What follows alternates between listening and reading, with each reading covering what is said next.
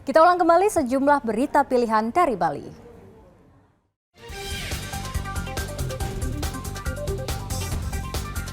Sesosok mayat terdampar di pantai Double Six, Seminyak, Kuta Badung.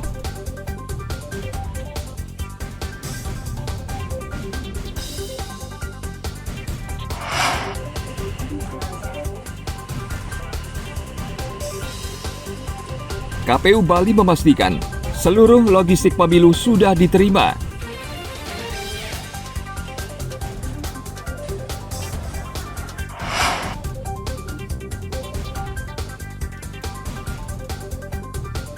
Mencoba kelezatan ayam bakar bumbu genap khas Bali di Kota Denpasar.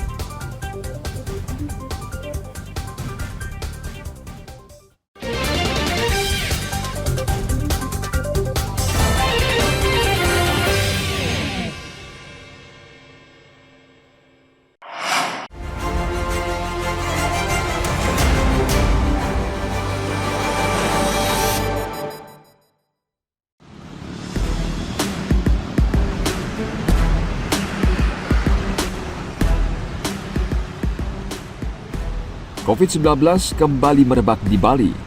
Dinas Kesehatan Provinsi Bali sejak Desember lalu mencatat ada 43 kasus COVID-19 dan 1 penderita meninggal dunia.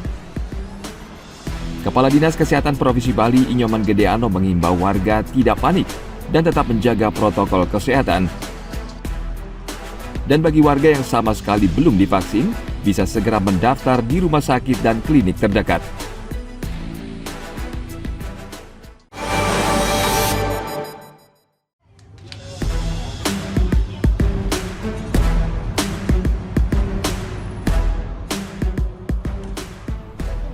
Untuk mengantisipasi penularan penyakit pneumonia yang merebak di Cina, PT Pelni memperketat pengawasan lalu lintas penumpang di Pelabuhan Penyeberangan Benoa, Denpasar. Selain menerapkan protokol kesehatan, PT Pelni juga menyiapkan ruang isolasi di setiap kapal penyeberangan.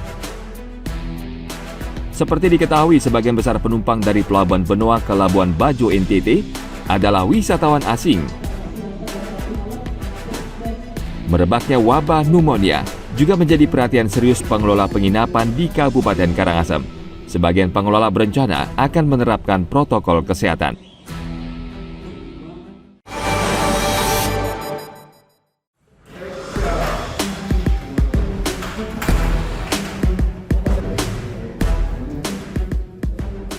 Selama bulan Desember tahun ini, RSUD Karangasem merawat 6 orang pasien yang terkonfirmasi COVID-19.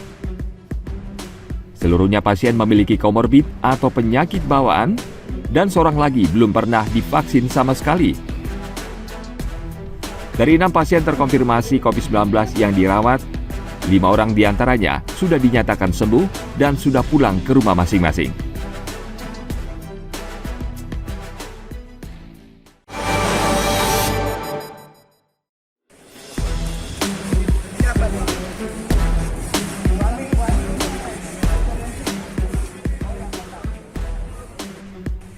Meningkatnya kasus COVID-19 di Indonesia dalam beberapa hari terakhir diharapkan tidak akan mengganggu proses pemilu 2024 yang saat ini tengah berlangsung.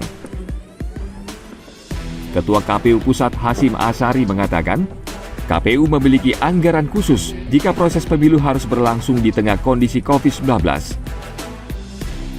Namun Asyari meminta penggunaan anggaran tersebut harus sesuai ketentuan.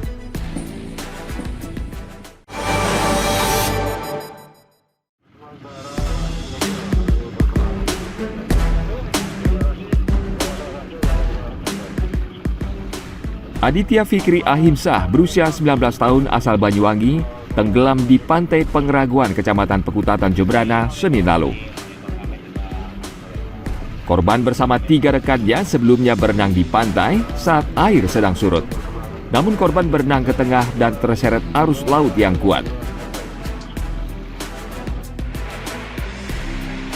Hingga berita ini ditulis, tim SAR gabungan masih melakukan pencarian terhadap korban.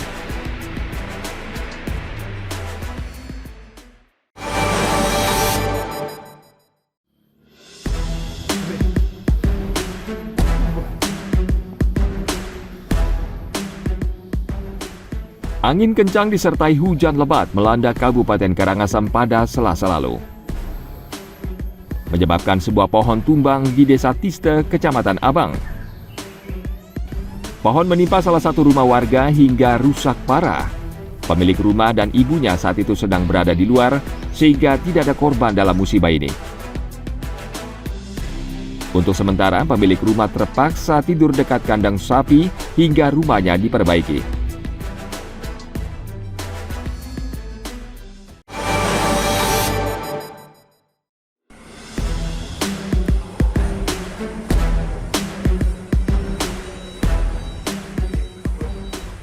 Polda Bali Senin lalu melimpahkan kasus aborsi ilegal yang menyeret tersangka Iketut Arik Wiantara ke Kejaksaan Negeri Badung. Wiantara adalah dokter yang diduga membuka praktik aborsi ilegal yang dibongkar aparat kepolisian. Kasus ini akan disidangkan pada awal Januari 2024. Wiantara sebelumnya pernah divonis 2,5 tahun penjara dalam kasus yang sama pada tahun 2006.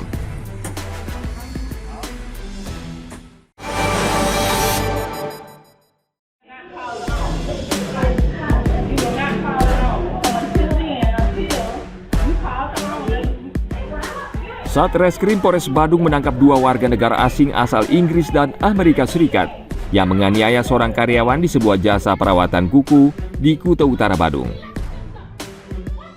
Kasus ini sempat viral karena pemilik usaha mengunggah perbuatan kedua wanita ini ke media sosial.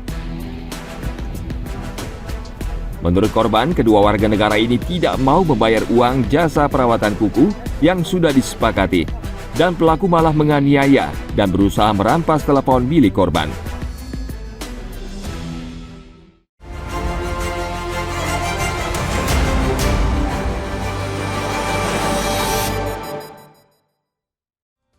Baik, informasi tadi mengakhiri jumpa kita pagi ini. Atas nama rekan yang bertugas, saya Dara Paramita mengucapkan terima kasih atas kebersamaan Anda.